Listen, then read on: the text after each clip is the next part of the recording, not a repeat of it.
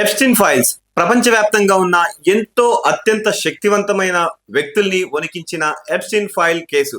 ఈ వీడియోలో Epstein files అంటే ఏంటి, ఎప్స్టీన్ అనే వ్యక్తి ఎవరు, అసలు తన కెరీర్ ఎలా స్టార్ట్ అయింది, ఈ కేసులకి ప్రపంచవ్యాప్తంగా ఉన్న చాలా మంది వ్యాపారవేత్తలకి, రాజకీయ నాయకులకి, శాస్త్రవేత్తలకి సంబంధం ఏంటి అన్నది ఈ వీడియోలో ఫుల్ గా చూద్దాం.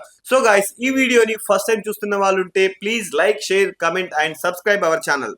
ఎప్స్టీన్ ఫైల్స్ ఎందుకంత పాపులర్ అయిందంటే, మనీ ఉంటే నేరం కనిపించదా, పవర్ ఉంటే చట్టం సైలెంట్ గా ఉంటుందా, ఇలాంటి క్వశ్చన్ అన్నిటికీ లేవనెత్తిన Epstein files. Jeffrey Edward Epstein 1953 సంవత్సరంలో అమెరికాలో జన్మించాడు. ఒక టీచర్ గా కెరీర్ స్టార్ట్ చేసి ఫైనాన్స్ రంగంలోకి దూకాడు. సరైన వ్యాపార రికార్డులు లేకుండానే కోట్ల డాలర్ల ఆస్తిని కూడబెట్టాడు.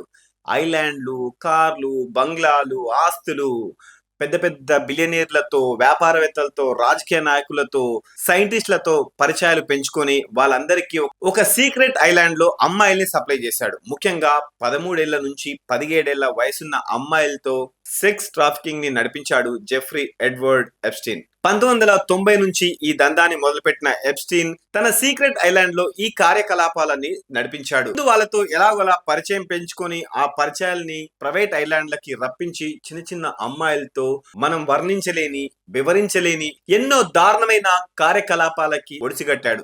అవి ఫ్యాంటసీలోనాలో, పనికిమాలిన వ్యవహారాలలో, పోయే వయసులో ఉన్న ముసలి ముతక వ్యాపారవేత్తలకి చిన్న చిన్న అమ్మాయిల్ని సప్లై చేస్తూ తన ఆస్తుల్ని కూడబెట్టుకుంటూ ఇంకా ఇంకా ఇంకా ఎలెన్ మాస్క్ లాంటి వ్యక్తులకి మెయిల్స్ పెడుతూ పరిచయాలు పెంచుకొని తన చీకటి సామ్రాజ్యాన్ని ఇంకా పెంచుకుందాం అనుకున్నాడు. ఎంతలా అంటే, కోర్టు కేసు వన్స్ ఒక్కసారి ఫైల్ అయితే ఎంత కఠినంగా ఉంటుందో మనందరికీ తెలిసిందే. చిన్న చిన్న కేసులకు కూడా దారుణాతి దారుణమైన శిక్షలు ఉంటాయి. ముఖ్యంగా ఎప్స్టీన్ కి ప్రైవేట్ జెట్ లోలితా ఎక్స్ప్రెస్ అని న్యూయార్క్, ఫ్లోరిడాలో లగ్జరీ ఇల్లు ఉన్నాయి. అలాగే ఒక ప్రైవేట్ దీవి, దీవి పేరే లిటిల్ సెయింట్ జేమ్స్ ఐలాండ్. దీనినే తర్వాత ప్రపంచం ఎప్స్టీన్ ఐలాండ్ అని, ఇక్కడ దారుణమైన, ఘోరాతి ఘోరమైన దారుణాలు జరిగాయి అన్న ఆరోపణలు ఉన్నాయి. ఎప్స్టీన్ ఈ దందాని 1990 నుంచే మొదలెట్టాడు. స్కూల్లో ఫీజులు కట్టలేని బాలికలు, అలాగే బీద కుటుంబం నుంచి ఉన్న అమ్మాయిలే టార్గెట్. ఎప్స్టీన్ ఫైల్స్ లో ముఖ్యంగా 13 ఏళ్ల నుంచి 17 ఏళ్ల వయసు ఉన్న అమ్మాయిలే ఎక్కువగా బలయ్యారన్న ఆరోపణలున్నాయి.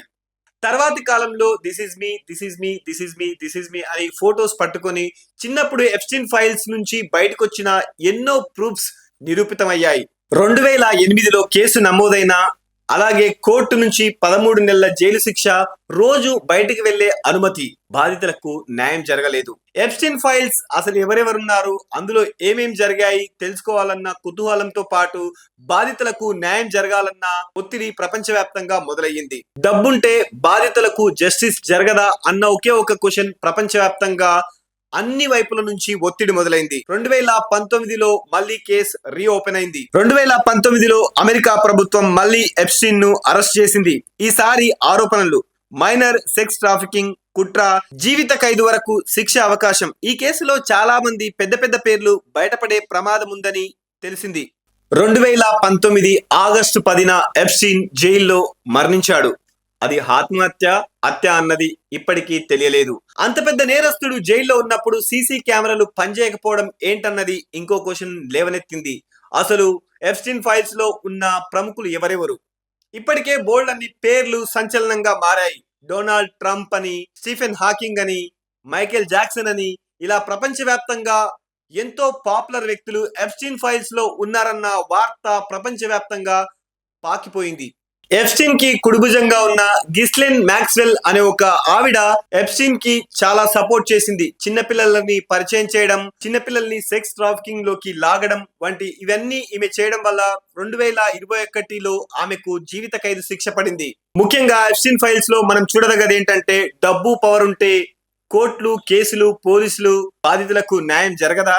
నిజమైన జస్టిస్ జరగాలంటే మనీ, పవర్ ఎంతున్నా కూడా బాధితులకు న్యాయం జరగాలన్న వాదన ప్రపంచవ్యాప్తంగా వినిపిస్తుంది. అసలు ఎప్స్టీన్ చనిపోయాడా, చంపేశారా అన్నది కూడా ఇప్పటి వరకు క్లియర్ గా తెలియలేదు. ఎందుకంటే ఎప్స్టీన్ బతికుంటే పెద్ద పెద్ద వాళ్ళ పేర్లు బయటకు వచ్చాయి. డొనాల్డ్ ట్రంప్ అవ్వచ్చు, మైకేల్ జాక్సన్ అవ్వచ్చు, ఎలెన్ మాస్క్ అవ్వచ్చు. రీసెంట్ గా ఎలెన్ మాస్క్ కూడా ఎప్స్టీన్ తనకి మెయిల్ చేశాడని, ఎలన్ మాస్క్ నా విజన్ కోసం పనిచేస్తున్నా కాబట్టి అలాంటి వ్యక్తులను నేను కలవలేకపోయానని, కలిస్తే ఇలాంటి దారుణమైన ఎప్స్టీన్ ఫైల్స్ లాంటి కేసులో నా పేరు కూడా వచ్చేదని, నేను తప్పించుకున్నానని చెప్పాడు. ముఖ్యంగా ఈ కేసు వివరాలు బయటికి రావాలంటే జీవిత ఖైదుగా ఉన్న మ్యాక్స్వెల్ నోరు విప్పాలి. ఈ కేసులో మీకేం విషయాలు తెలుసో కింద కామెంట్ బాక్స్ లో కామెంట్ చేయండి. సో గైస్, చాలా దారుణాలు విన్నాం, చాలా దారుణాలు చూసాము. అవి ఏఐ వీడియోసా, కొన్ని ఫొటోస్ అయితే ఎప్స్టీన్ ఫైల్స్ ఫొటోస్ మనకు ఇంటర్నెట్ లో కనిపిస్తున్నాయి. కానీ మిగతా అంతా అమ్మాయిల్ని ఫ్రై చేసి, అమ్మాయిల్ని తినేసి, అమ్మాయిలతో చాలా దారుణాలు చేసి, ఇలాంటి ఎన్నో వినరాని ఘోరాతి ఘోరమైన విషయాలు మనం విన్నాము, చూసాము. అవన్నీ నిజాలైతే ఇంత క్రూరంగా, ఇంత నీచంగా అలాంటి పెద్ద పెద్ద పదవుల్లో ఉన్న వ్యక్తులు అలా చేసుంటారా? నాకైతే కొన్ని డౌట్స్ ఉన్నాయి. నిజంగా అది జరిగితే జరగకపోతే బాగుండనిపిస్తుంది. ఎందుకంటే ఆ బాధితులు ఇప్పుడు చాలా పెద్ద వయసుకొచ్చి వాళ్ళు ఏడుస్తూ చెప్తున్నప్పుడు చాలా ఘోరాలైతే జరిగాయి అని అనిపిస్తుంది. మీకేమనిపిస్తుందో ఈ వీడియో కింద కామెంట్ బాక్స్ లో కామెంట్ చేయండి. Thanks for watching.